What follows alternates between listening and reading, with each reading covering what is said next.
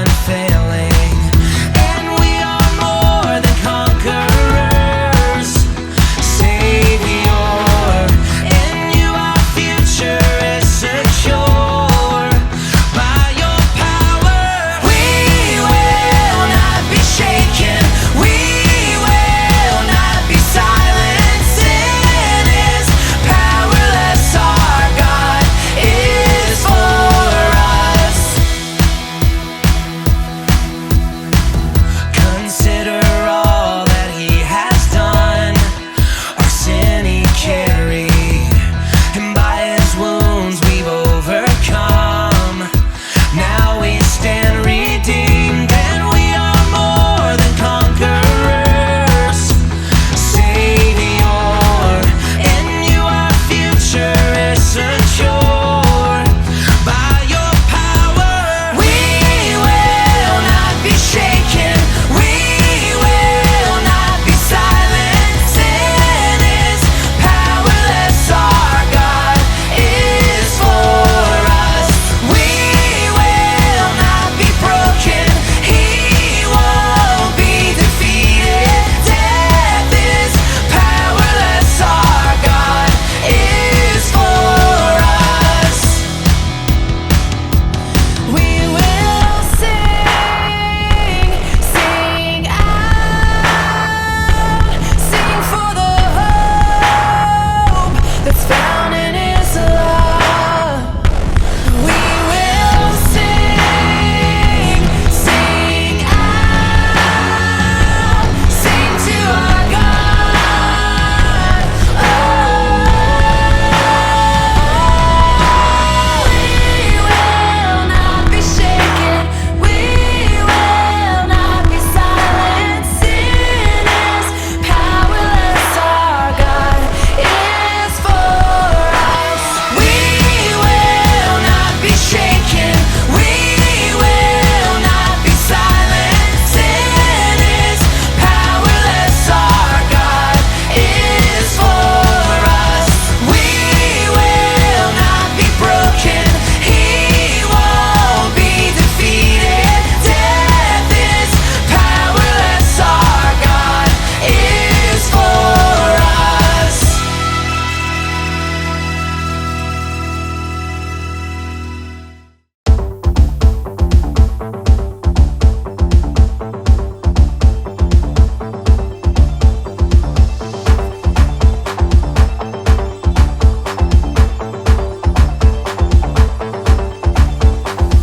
Everybody, everywhere, all around the world.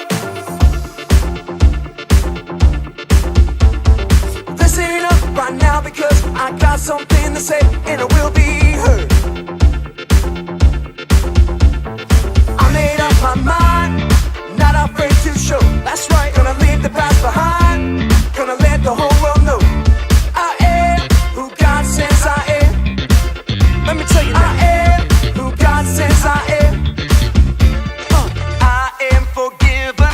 I am a winner. I have been chosen. Jesus, I am yours.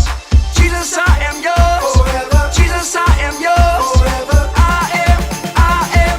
Jesus, I am yours. Woo!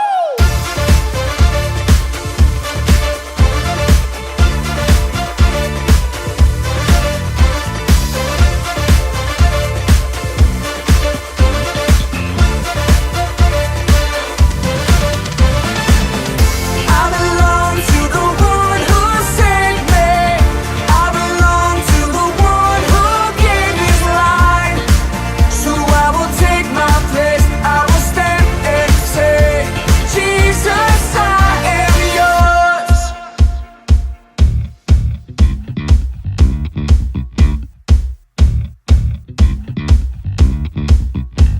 I am who God says I am. I am who God says I am. Let's go. I am who God says I am. I am who God says I am. I am who God says I am. I am who God says I am. I am forgiven. I am a winner. I have been chosen. Jesus, I am yours.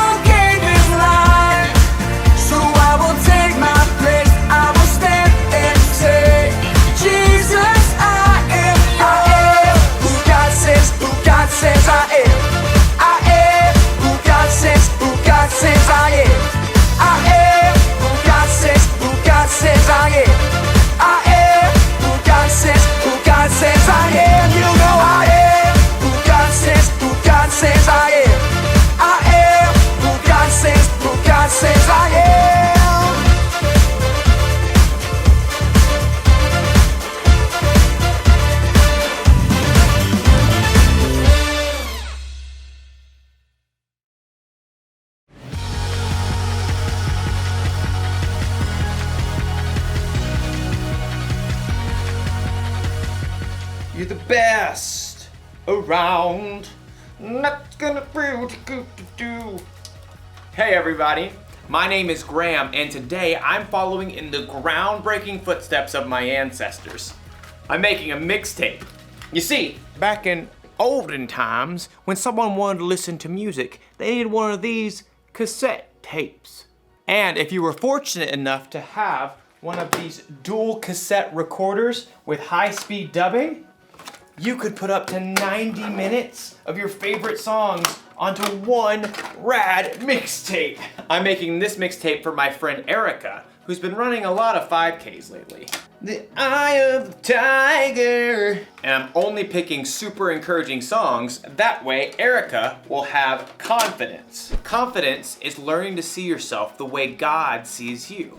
Now, I know what you're thinking. Wouldn't it be simpler just to make a playlist that Erica could listen to on her phone? Maybe, but this is all a part of the plan. My plan is to give this mixtape to Erica so she can listen to it while she's running. She probably doesn't have a tape player, so she'll borrow mine. And if she carries this thing around with her everywhere, she'll build up arm strength. Oh, I didn't say it was a good plan. Oh man, another one bites the dust. Sometimes plans don't work out the way you expect. But as you'll see in today's story, sometimes there's a bigger and better plan. Oh. Gotta switch to side 2, I guess.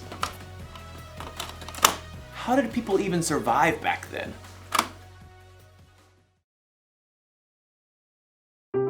The Bible. It's 66 books of history, stories, letters, and poetry that fit together to form God's one big story. The epic adventure of how He created us and loves us so much that He made a way to rescue us. As we travel through the Bible, from Genesis to Revelation, we discover people who met God and found their lives changed forever. Now, for an amazing story.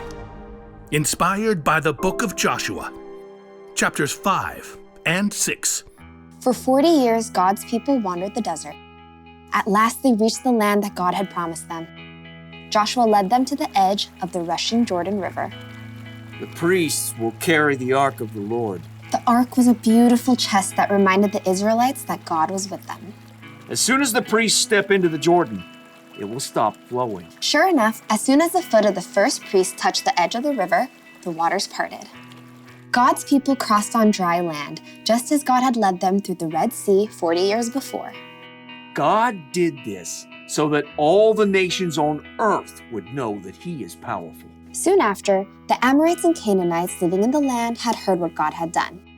Fearful, they retreated back to their towns, including the high-walled city of Jericho. Oh, great. Like, how do we fight them now? God will show us the way. That evening, Joshua left camp and snuck toward Jericho. The walls loomed impossibly strong. So tall. As he turned, Joshua saw a man standing nearby holding a sword. Who are you? Are you on our side or the side of our enemies? I have come as the commander of the Lord's army. Joshua knelt down, face to the ground. What message does my Lord have for me? Take off your sandals. The place you are on is holy ground. Joshua tugged off his shoes. I have handed Jericho over to you. Joshua listened carefully as the Lord delivered a message, a battle plan unlike any other. Wow. Okay, we'll do it, Lord. Joshua called for the priests. Get the Ark of the Covenant, and I need 7 of you to march in front of the Ark with trumpets. Sorry, just warming up. Joshua gathered the army too. Time to move out. Like, do we get to attack now? March around the city. Just, like, go in circles? Some of you march ahead of the Ark of the Lord, and the rest of you march behind. Can we at least shout and stuff? Hey, Jericho, you guys smell like cheese! Don't give a war cry or raise your voices until the day I tell you to shout. But the priests must blow their trumpets. Forward, march! The entire army, including the priests, marched one time around Jericho, just as the Lord had instructed Joshua. Now can we get them? Back to camp, men. We march again tomorrow. The next morning, the Israelites marched around the city once again. And then on day 3, once again on day 4, not to mention day 5, and once again on day 6. We march again at sunrise. I have blisters. At dawn on the 7th day, the army and priests formed their strange parade once more. But this time, once they finished marching around the city one time, Joshua called out, Keep marching. Again? My feet are killing me. The Lord has told me we must march around the city 7 times today. On the 7th time around, the priests blew a long blast on their trumpets. Now shout! The Lord has given you the city.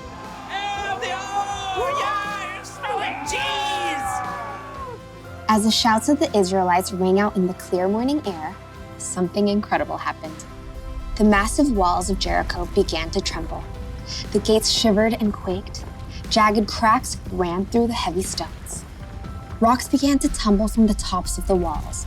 Little rocks, large stones, giant boulders, until at last the walls collapsed, crashing in on themselves. The ground quaked, and plumes of dust burst into the air. As the air cleared, the Israelites stared in amazement. The city of Jericho stood wide open. Take the city! With nothing standing in their way, the Israelites charged right in. That day, they completely defeated the city of Jericho. God was with Joshua, and he became well known everywhere in the land.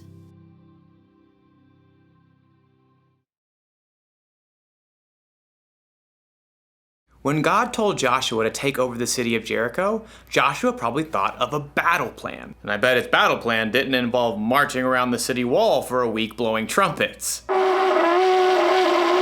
But Joshua followed God, and the Israelites took the city. He had confidence that God's plan was bigger and better.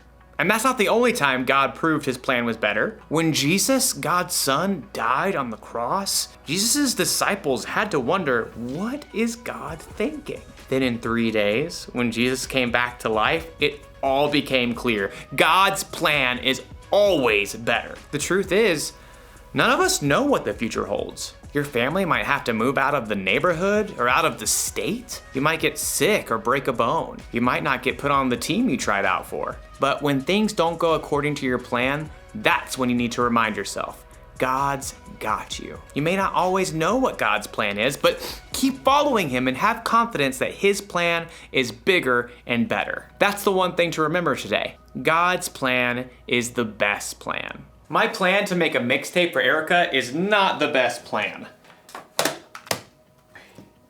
But it's still a lot of fun. Oh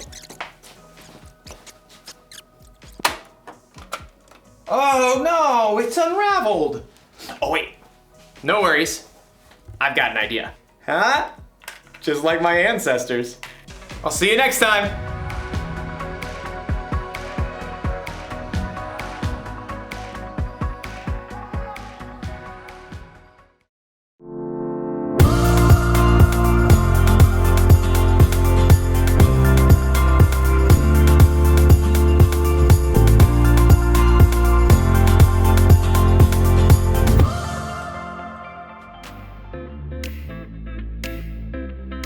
Dear God, yesterday was the day. I think Em sent out the invitations months ago.